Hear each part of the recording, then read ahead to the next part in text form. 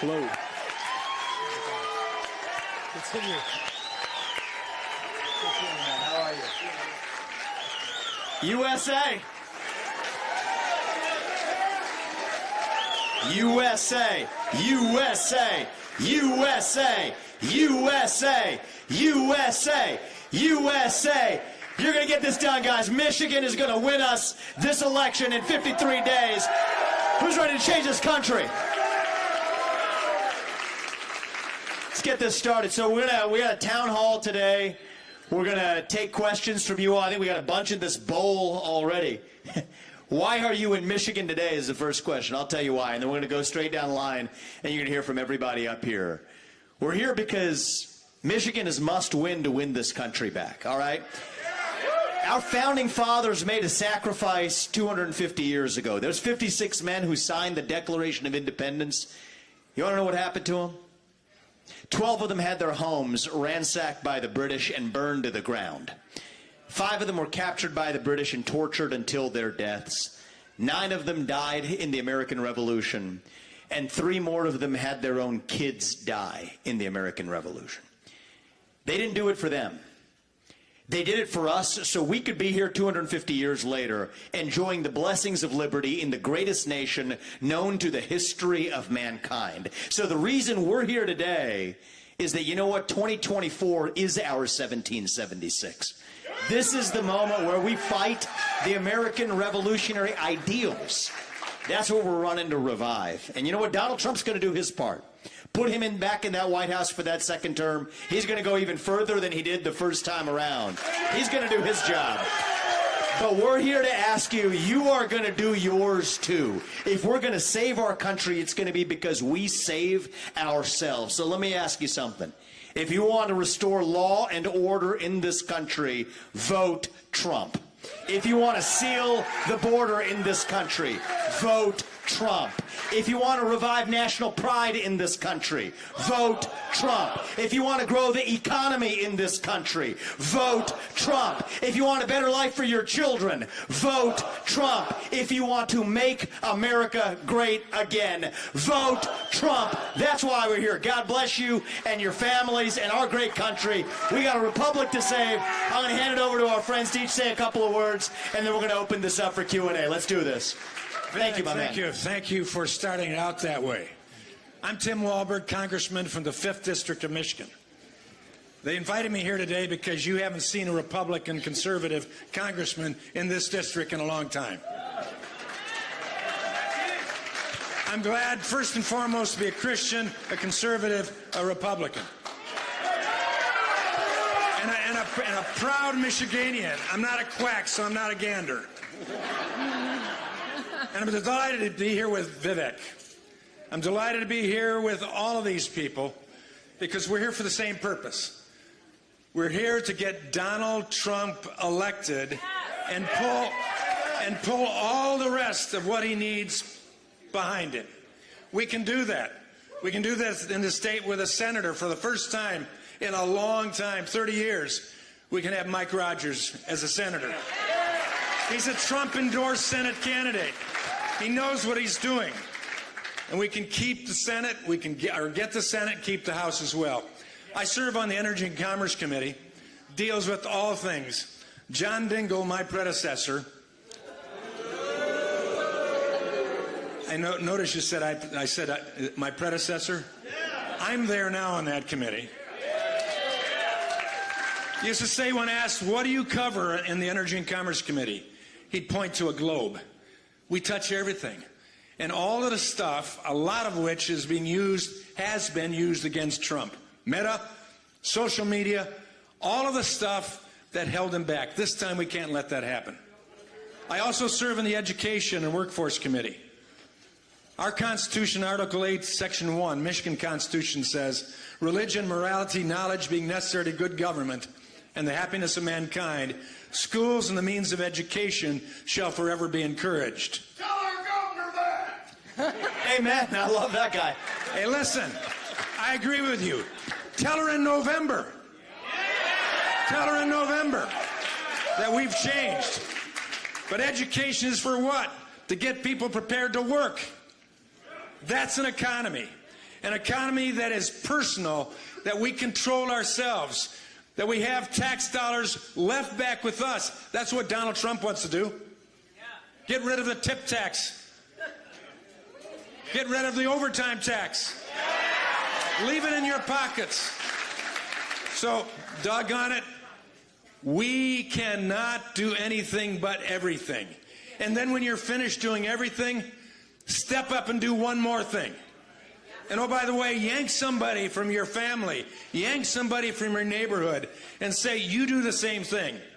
Let's put a smile on our face as we do it. At the very least, it'll cause a liberal to wonder why you're smiling. Tim Walberg, Michigan 5, proud Christian, conservative, Republican, Donald Trump supporter, and endorsed.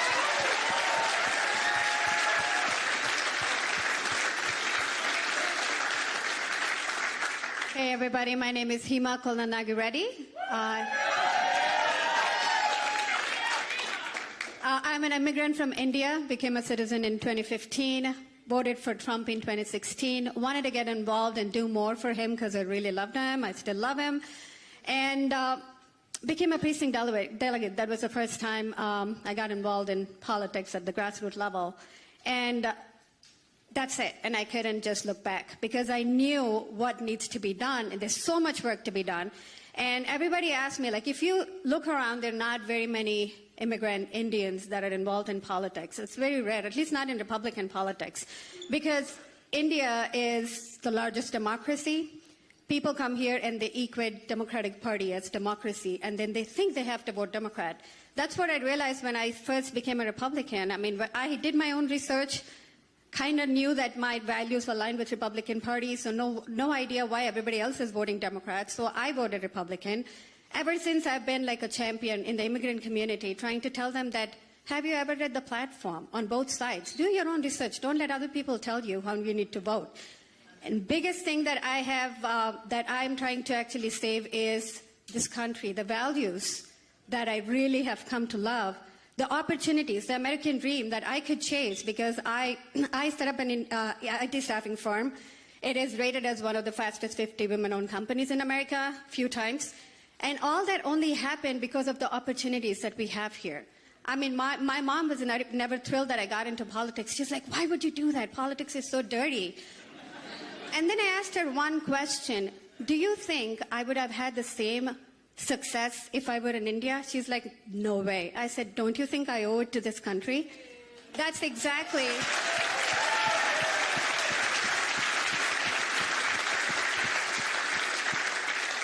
Like Vivek says, he has a funny name, but then I have a funny accent too, along with the funny name.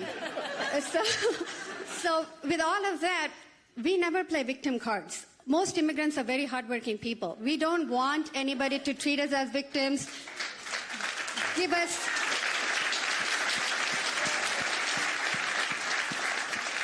us handouts or like treat us special. All we say is, give us a platform, equal platform, where it can be played, where it can be a fair play, and we will show you what we can do. But right now, the government is against immigrants. We're all privileged, because if your parents went to a college, then you're privileged. If you have decent income, if your parents have decent income, then you're privileged. If you always were good in math, you're privileged. But that is what we push our children to do, study, study, study. We don't let them have a life. We show them two fingers. We say, do you want to be a doctor or an engineer? What about a lawyer? Hey, lawyer. Yeah, I know. So we don't give them a choice. We just push them because we want them to succeed in their life, and the education is how we succeeded in this country. We know that that's the only path to success, no matter where you come from. So I feel like I have to do something to preserve the American dream for the next generation. I have 3 children, all of who are Republican.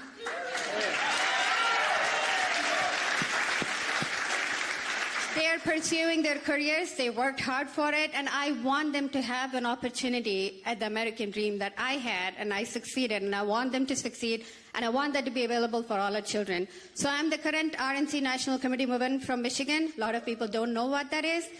Every state has 3 people that sits on RNC. One is the state party chair, and there is a male and the female. Thank God for Republican Party. There's no confusion.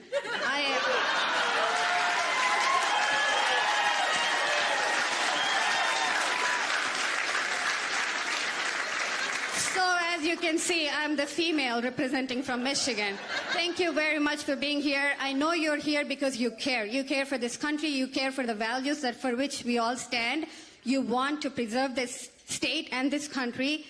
And we all believe that we have to put Trump in the White House. If you're doubtful, you're here to know why we have to put Donald Trump in the White House. You will know tonight why we should absolutely do it. Thank you.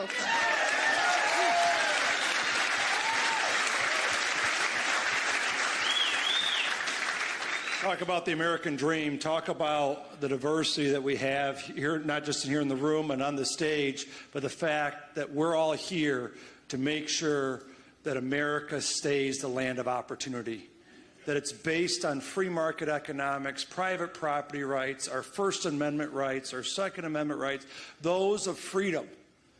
And we know that as you look around this room, there's small business owners, there's people that have to shower when they come home from work, as they put in a hard day's work, that they want to see a better life for their children, right? And there's no better time to see the difference between the socialism that the Democratic Party represents, that so many people have fled over the years, in the hope and opportunity that Donald J. Trump and the Republican Party represents, of hope and growth, than what we see today. Just look at the last 4 years compared to the previous 4 years. Inflation. American families are paying $12,000 more per year.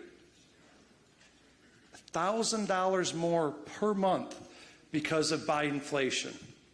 And as much as the media doesn't want you to believe that Kamala Harris had anything to do with the Biden-Harris administration, they've been trying to hide from that. That at the end of the day, the failures of Biden are the failures of Harris, and we have a question going into the next 4 years. We have a question over the next 4 years. Are we going to change course from the inflation, the open borders, the endless wars overseas? Or are we going to make America more affordable? America more secure, our families more secure? And it's something why I know, Vivek, why you've come up. We appreciate you up here and being a strong advocate of saying it's a time of choosing, yes, of where we're going. What kind of country are we going to leave? Are we going to go full Venezuela? Oh. With price controls, where people are trying to flee from the control of the nanny state? Or are we going to decide to actually go to our roots of the rule of law, the free market system that we have? I'm Eric Nesbitt. I'm the Senate Republican leader here in Michigan. It's a little different spelling, Eric with an A. Really, there's a reason for that. Middle of 5 kids, all started with A's. And by the time Mom got to me, it was either going to be Eric or Erica with an A. I probably would have grown up a little tougher if it was Erica with an A. But each of you that are here have a network of friends. And you each have a story to tell. And the impact that your family, that the economy's had over the last 4 years on your family. And you need to tell the story. That are we going to be a country of lower taxes, less inflation, more energy production, allow entrepreneurs to invest and grow? Or are we going to be a country that follows the path of serfdom and tyranny? And there's a real division that's there. But you can't just stop with Donald J. Trump at the top. You're right, Congressman Walberg, you got to vote for Mike Rogers. You got to vote Republican all the way down. All the way down. And even positions that you may not even know there's positions, like the Wayne State Board of Governors. We got Sonny Reddy over here. Raise your hand. But the woke curriculum in the schools that's going on in our universities, we need strong people in those positions to stand up for those values. And so I appreciate you guys spending some time here and knowing, I mean, this is a great energy. We had, 24 hours? Yeah. Turnaround, and this is the crowd that we have. And so thank you so much. Let's go get to work. Give yourselves a round of applause, guys. I love you guys being here. Tudor. Good evening. I'm Tudor Dixon. I'm so excited to be here.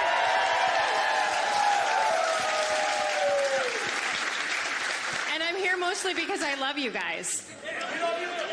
I mean, I really do. I love this state. I love the people in this state. And as I've gone around the state, I hear one sad story after another, and I'm done with our sad stories. We're going to bring this state back, and it's going to start with Donald Trump. And there's no one in here that knows better than me. Every vote counts. And we've got to fight back against their lies. Can you believe what we heard the other night? Now you see. They don't want we the people because they know that's exactly who Donald Trump is. They want to keep us silent. And they want to lie about us, and they want to scare everybody away from us. And that's why it is so important that every single one of you goes out there and speaks truth and speaks often. The silent majority can be silent no longer.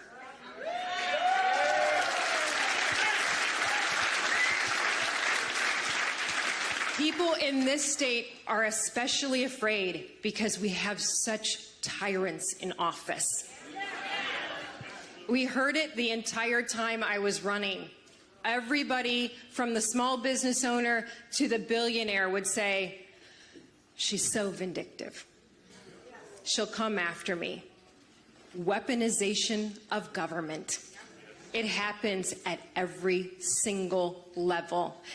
And they believe that if they stop Donald Trump, they've got us all, and we are not going to let that happen.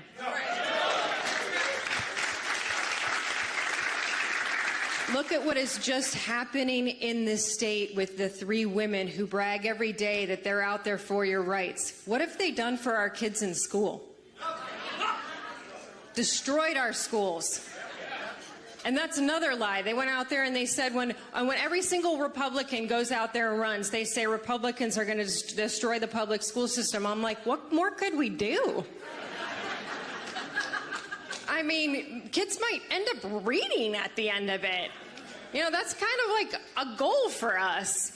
But I'd also like to see our kids safe in schools. Those are the reasons that we're all here today. But one of the other reasons that we're here, and something we're going to talk about, is that I go grocery shopping every week. It is devastating. I've got a family of 6, and it's tough. I look at my kids and I'm like, yeah, we're not doing this year. We're not doing this year. These are tough times. Families are making tough choices. And when I say tough choices, it's like, do we go to the dentist? That's your child's health. And that goes directly back to Kamala Harris. She is harming every single family in this country, and we are not going to let it happen anymore. Not this year. This year we stand up.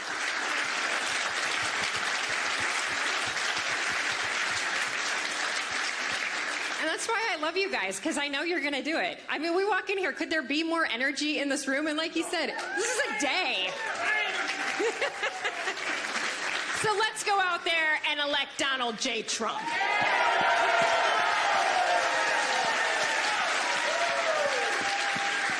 Hello, Michigan. I'm so happy. I love you guys. I am the really loud math pain in the ass lawyer for the greatest president that ever lived.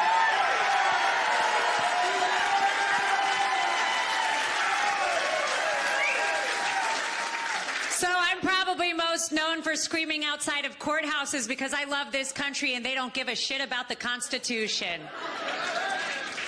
Did I tell you I have a mouth on me or what? I keep it together for TV. I see, as President Trump would say, I see all the news, all the big. It's all right, censor me, it's okay. I've been gagged by judges with President Trump. I can't sit down, I'm sorry, I'm not a sitter. Not who I am. I have had the greatest privilege of being sanctioned $1 million for suing Hillary Clinton and the DNC. I am so fortunate to fight the horrific DOJ that has permeated our states through DAs and AGs, and I will continue to fight for America with President Trump. But I will tell you, the only reason that I fight, and the only reason that I am loud, and the only reason is that because I represent the best client in the world and the only person that will save the Constitution, America, and our children. That is Donald Trump.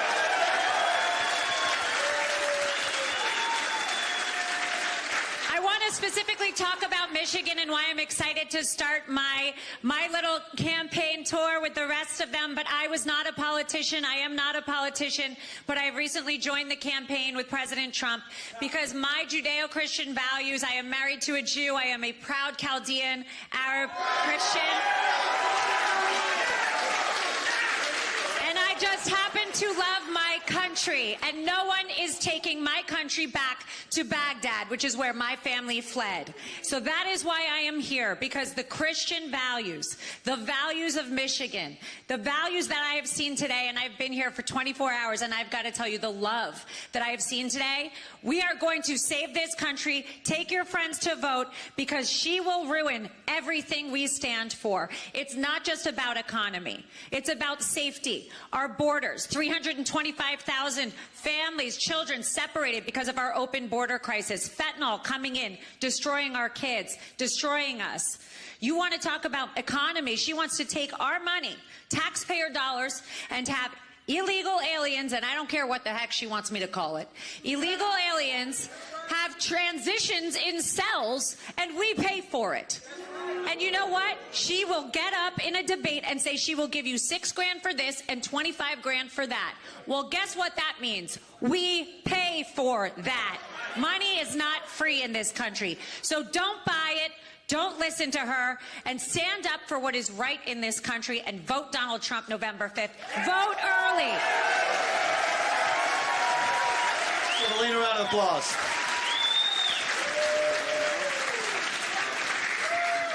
So we're doing these town halls across the state and the other swing states. We're going to open this up. I want to hear from you. I want to tell you the spirit of this, though, is Kamala Harris. We talk a lot about her. She's not a communist. She's not a Marxist. She's a cog in the system, actually. Right, you call her a communist, it gives her too much credit. It assumes that she has an ideology. I mean, say what you want. Bernie Sanders, I like the guy. I don't respect his policies. I like him because he at least has policies, even if they're ones that I disagree with. Kamala Harris is one step worse than that because she's got nothing. It's a flag that waves in whatever direction the wind is blowing. So we're not up against a candidate here. We're up against a machine. And the question is, are we ready to go in and dismantle that machine? That's what this election is about. Now I'm going to speak some hard truths. We were supposed to have a red wave in 2022, right? Everybody remember that? Never came. Now they tried to blame Donald Trump. They blamed abortion. It's deeper than that. I think we as a party, we've got to level up. This is our moment to step up. Because we're not just going to criticize Joe Biden for a year, then we criticize Kamala Harris. No. This is about who we are and what we actually stand for. What does it mean to be a conservative in the year 2024? What does it mean to be a Republican? What does it mean to be an American in the year 2024? It means we believe in the ideals of 1776. It means we believe in merit, that you get ahead in this country, not on the color of your skin, but on the content of your character and your contributions. That's why we're against the woke DEI agenda, against affirmative action in this country, and the racial group quota systems. It means we believe in the rule of law. And I say this like so many of you here as the kid of legal immigrants to this country.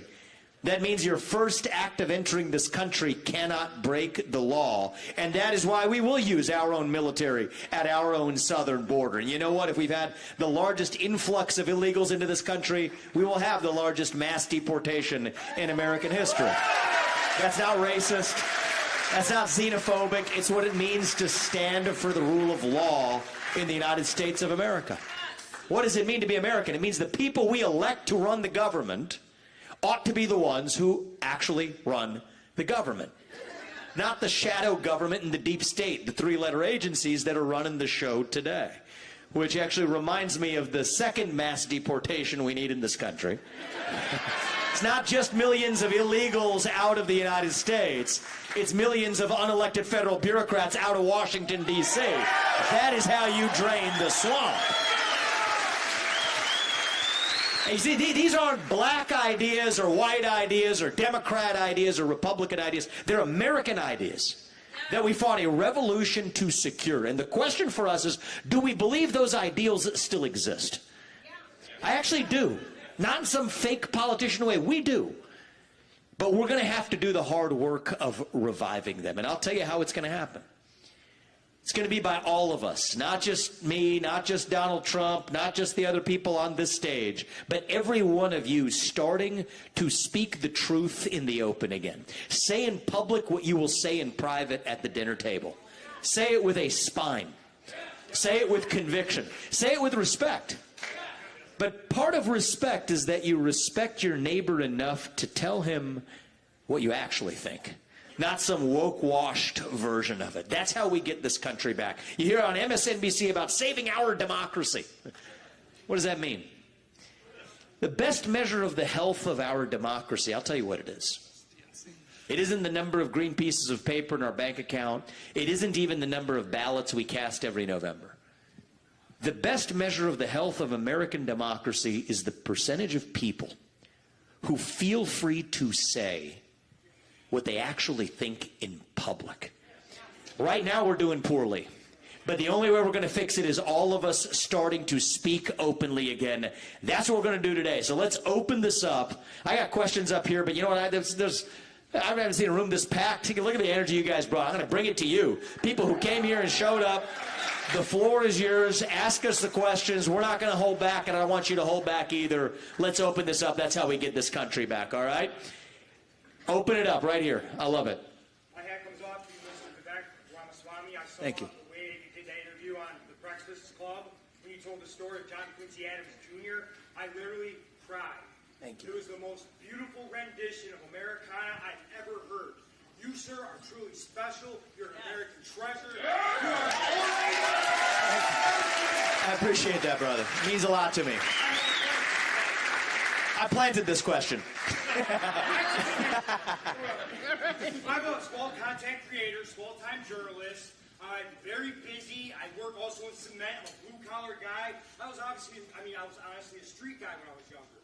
I went legit. I work hard. I make videos pro-Trump, pro-America. And I'm being stymied at every level by horrendous censorship. It's getting worse. I know Mark Zuckerberg wrote that letter to Jim Jordan, how he was sorry and all that. Bull crap. You are still censored. I've had 8 videos taken down today. Yeah. I make documentaries about the E. Jean Carroll travesty of justice.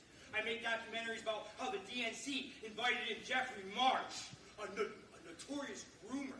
And I can't even get my material out there. I'm even shadow banned on X. I'm sorry to hear that, man. We're live streaming this. I hope that didn't censor you this time, because you're going to be heard here this time around, all right? So I appreciate that. Tudor, you want to take this one?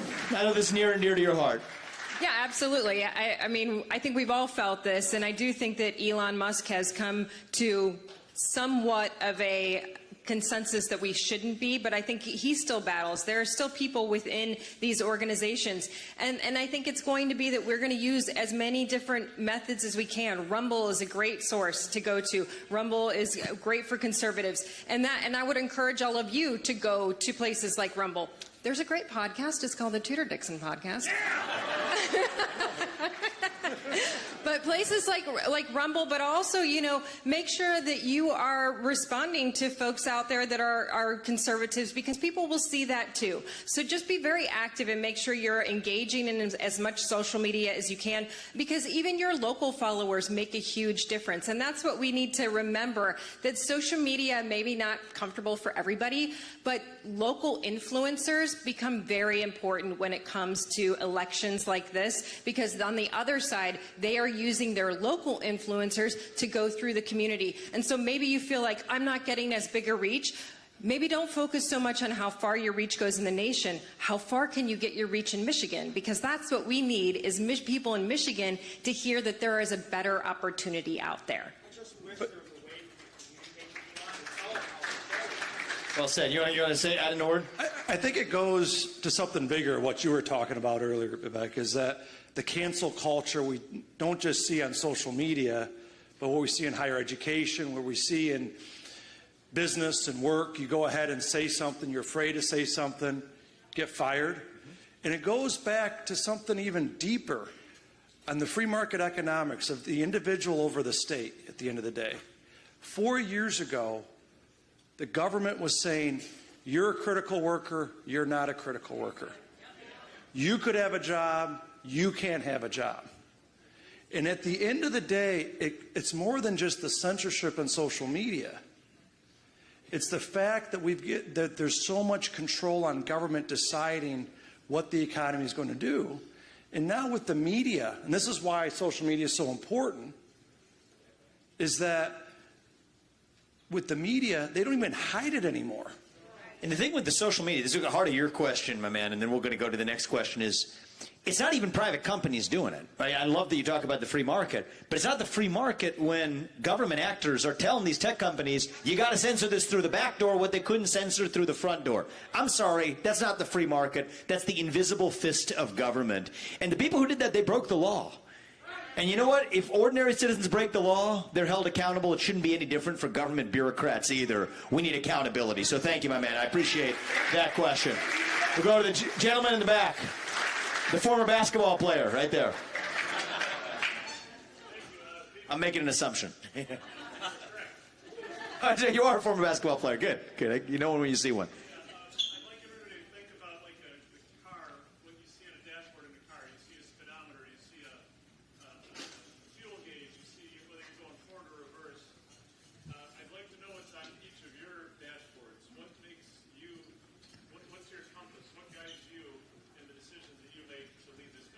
Congressman, why don't you go first, and then Hima, we'll hear from you. Well, it sounds like it's a pat answer, but it's the Constitution. I've taken an oath of office in the state legislature 8 times, 8 times in Congress now. Took it once, served 1 term, and they took me out in the Obama landslide, so I know what term limits are. The people did it, but 2 years later, they said, oops, and they put me back. But it's the Constitution that we stand up. Now, sometimes that makes it difficult with my constituents. When I say, you know, I love you, as we've told you tonight, we love you. We really do, because you're American citizens. But when you ask me to do something that I can't do, when it doesn't offer equal benefit, security, and protection, that's Article 1 of the Michigan Constitution. Eric has to deal with that. In the U.S. Constitution, we have not only the articles of the Constitution, but with the 1st, 2nd, 3rd, 4th, 5th, 6th, 10th, the amendments that go on. And they make it very clear how we're supposed to live, how we're supposed to look at things. We talk about Meta, we talk about social media. We looked at Section 230 in the Energy and Commerce Committee. We're responsible for that. We like to whack big tech, but we also know that Vivek and others wouldn't have the ability to get information out if we didn't have that wonderful thing called the internet that can be a wonderful tool, but can be a danger as well. So Republicans on energy and commerce looked at Section 230 and what we could do, and ultimately decided there has to be a light touch. It can't be government control. We have to let it work. There are dangers there. But that's when it comes to the fact of exactly what Vivek said.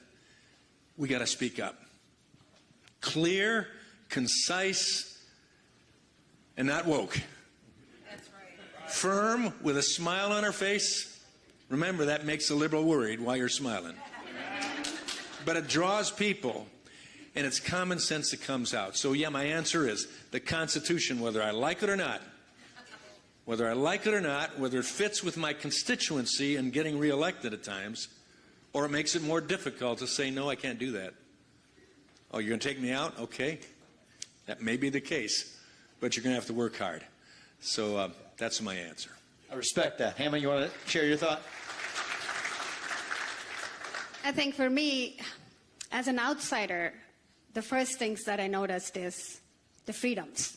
that we have here. Most of the people who come from other countries know that there is no country like America. And I have been to over 20 countries in my life. And I come back here and it's always like home. Yes, this is where I can be me. And yes, I understand the censorship, it's happening everywhere. It's not like as a Republican, it's easy for me to be in business. I'm in IT field. Most of Silicon Valley is all Democrats. It's like, and it's everywhere that I'm a Republican. And I'm loud and I'm proud of being a Republican. It's not so easy for everybody else. But then this country guarantees everybody freedoms that are not guaranteed in many other countries. Faith, family, freedom. And those are the three things that I hold dear. And I feel like this is the only country that stands behind you if you want to exercise all of these three. Imagine that you can be a boy in the morning, something else in the afternoon, a girl in the evening. All of those are freedoms that are still guaranteed, whatever you want to think it is. Like it could be a mental issue or it could be whatever, but then they still can choose whatever they want to do. Can only happen here. You have freedom of speech. Many countries you don't. And that's exactly why I love this country. Those are the things that we have to make sure that we preserve for the generations to come. Because I feel like more and more, the next generations wouldn't even know if we don't stop it here and say that, no, this is guaranteed in our Constitution. Okay, give some other people a chance to hear from right there, ma'am. First, I want to say thank you for your time and your talent for representing us here. I can probably venture to say everyone in this room came out 4 years ago and voted Republican. What I'm most concerned about is everything that was said tonight, this afternoon, evening, is spot on. But what I am most concerned about is election interference.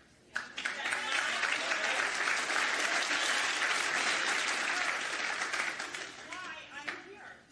I'm here because I want my voice to be heard.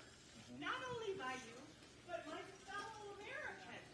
Our voices need to be heard and not squelched, not squandered, not hidden with ballots coming out and rooms covered up and so on and so forth. It's an ugly, ugly system that took place 4 years ago. And I don't know, I can't stand for it again. I don't know about the rest of you.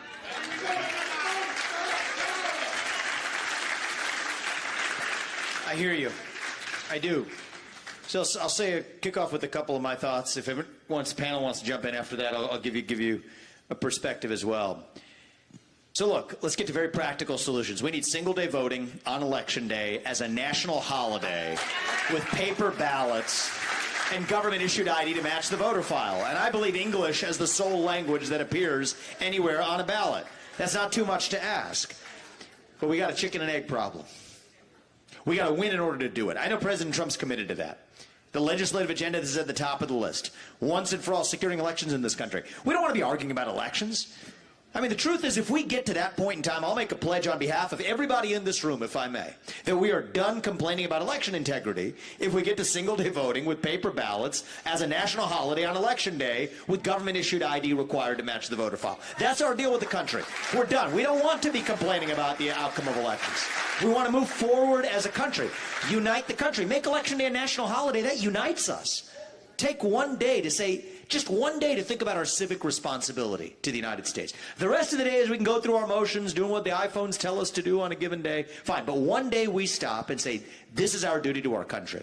So I don't think it's a Republican versus Democrat issue. But we have this election to get through. Yes. And the truth is, 50.1 is not an option this time around. We're skating on thin ice. A landslide minus some shenanigans is still a victory. That's the only choice that we have left, all right? So I'm going to give you a bit of bitter medicine, but it's what I tell my kids. It's what I preach to the left. It's what I preach to kids on college campuses. I think we got to preach the same to our own side. The number one factor, not the only factor, but the number one factor that determines whether you succeed in achieving your goal is you. It's not the only thing that matters. There's a lot else that matters in life. We can complain about it. Life is not fair. Never has been. It's not an even playing field. But it's what Hima said earlier. Hardship is not the same thing as victimhood. Hardship is inevitable. Victimhood is a choice. And this year, in the next 55 days, we don't choose to be victims. We choose to be victorious, okay? So are we rolling the ball uphill? We are. Is winning this Michigan by 10 votes good enough? It's not. But that's why every one of you, you have a responsibility. Every one of you, you have your own unique God-given gifts. Those of you with money, great, use it. Support the victory. Those of you without that, but with extra time, great, use it. Knock on some extra doors. Make some extra phone calls. But every one of you has your job to play. So we're not going to have a country to save, left to save, if we complain that the other side was unfair. They are unfair. Anybody watch that debate the other night, that 3-on-1 onslaught? Well, that's the way it works. But the truth is, we're fighting for something bigger. This is not just about complaining about fairness. Fairness doesn't exist. This is about saving a republic in our final hour of need. And if we fail to do it before my 4-year-old son, who sent me off today before I came to Michigan, if he's in high school before we get this right, I'm sorry, we don't have a country left. Okay, that's the window we're working within. This may be our last best chance to do it. So is this fair? No, it's not. Make it too big to rig. Make it actually happen and win by a decisive enough margin. That's how we unite and save this country. It's the only option we've got. After that, we secure our elections. Congressman, you want to give us a word on this, and then we'll open this. We'll go to you next. I appreciate you asking that question. I hold town halls all across my district. I'm not afraid to go there, like Harris is afraid to take questions. And I get those same questions. Congressman, how can I trust the fact that my vote counts? Well, and you ought to ask that. There's plenty of reasons why you ought to worry about that. I was one of the 140 members of Congress on January 6th who voted to object to the electors in a number of states. I was one of 3 Republicans in Congress who signed on to object to Michigan's electors. And for the next 2 years, I was canceled by PAC groups, by manufacturing corporations and others for being one of those. So I get it. I get it. What our Secretary of State did here, what she told her clerks to do, was illegal. So even if the vote count came out right, it was done wrong. But, as Vivek said, that's then, this is now. I grew up on the south side of Chicago. I'm probably still voting there.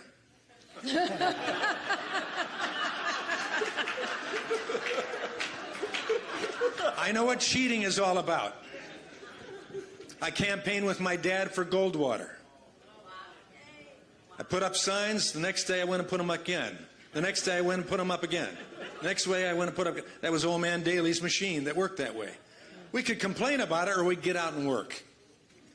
In Monroe County, when I got that under redistricting from John Dingell, it was Democrat.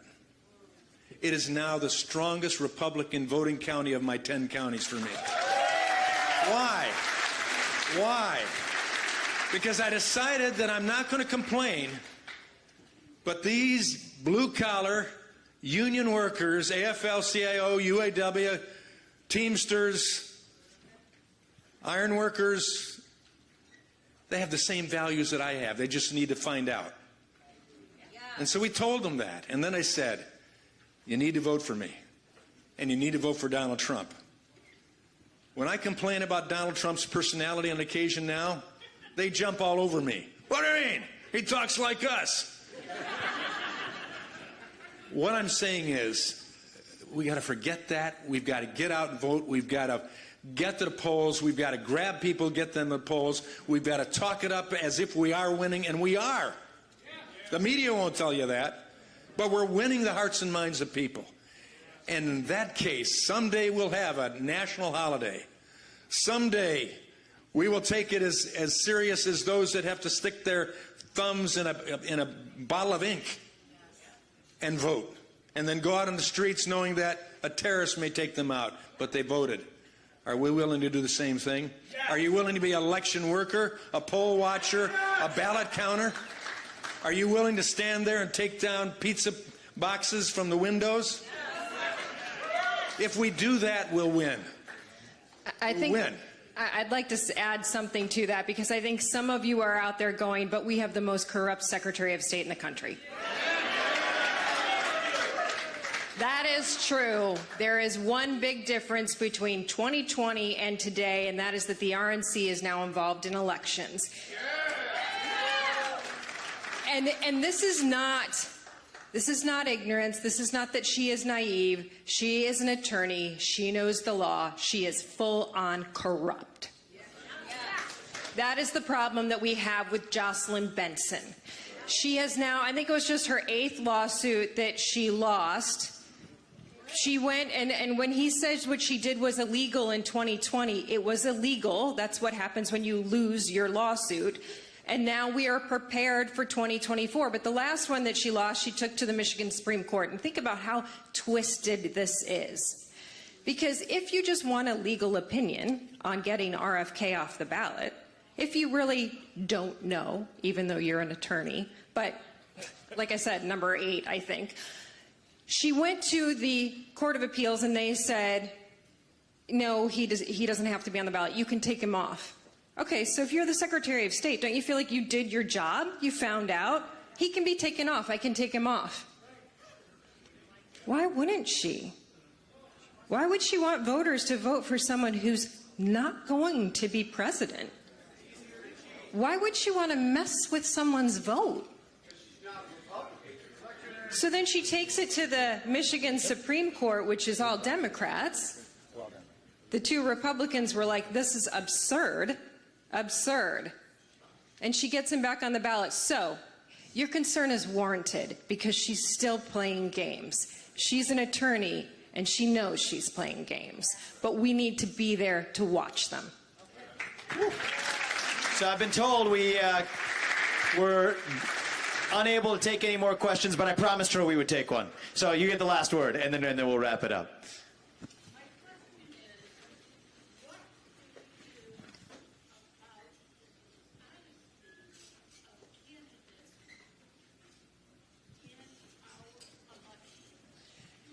So look, the question is, politics, it's off of where you left off, Tudor. Politics is corrupt.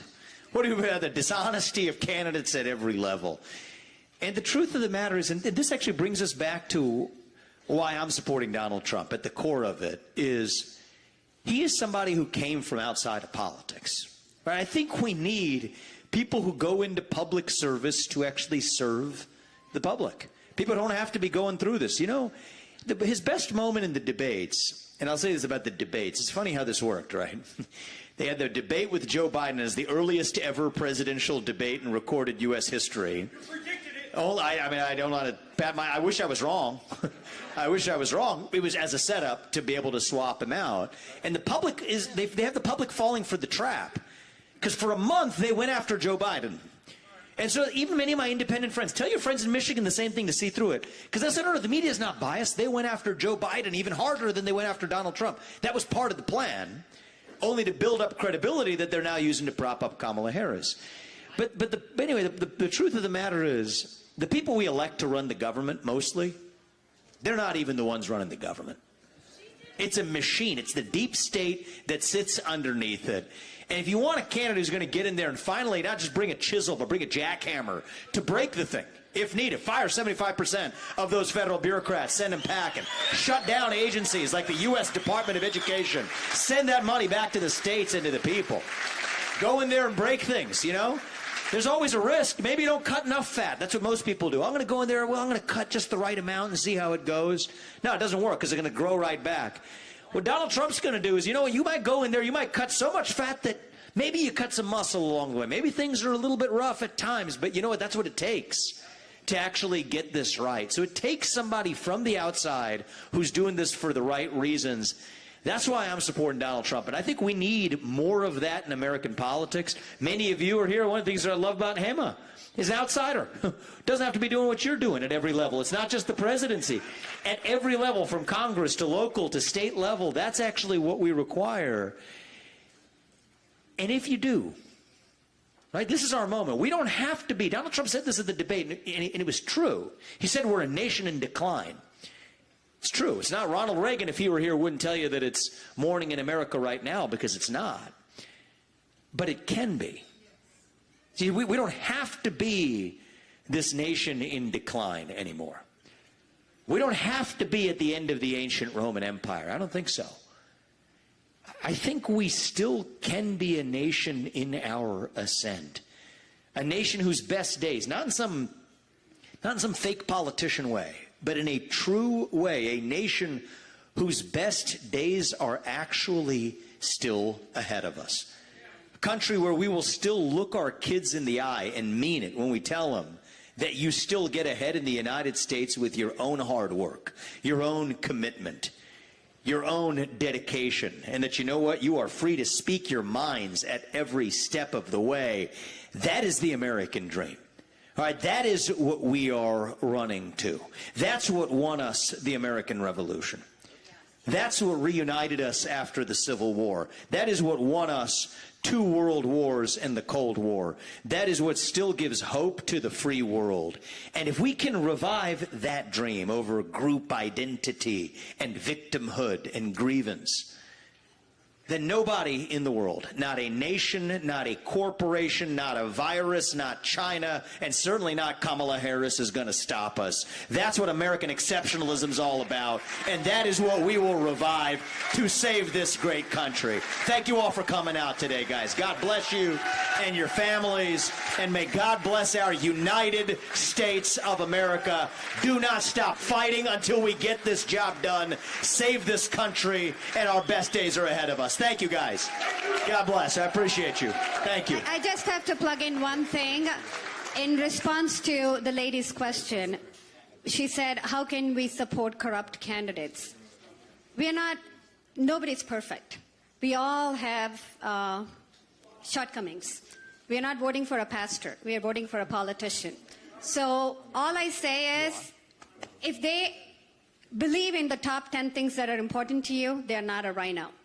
If they actually uphold our freedoms, then they're not a rhino. You can still support them. Trump is not perfect, but look at the alternative. So that's how you have to look at it. Nobody is perfect. And everybody that is concerned about election integrity, if you know my background, that is where I have taken birth. Like in TCF is where I actually took birth.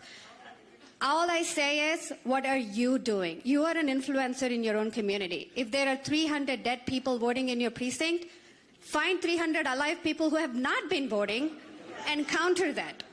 So there is always a solution to the problem. But what are you doing to win bigly is what Trump says. What does he mean by that?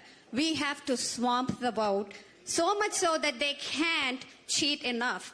They only need it to be 1% or 2% to be able to cheat. If we can keep our margin higher than that, there's no way they can cheat. All right, Donald Trump tsunami. All right, let's see that in Michigan. Thank you, guys.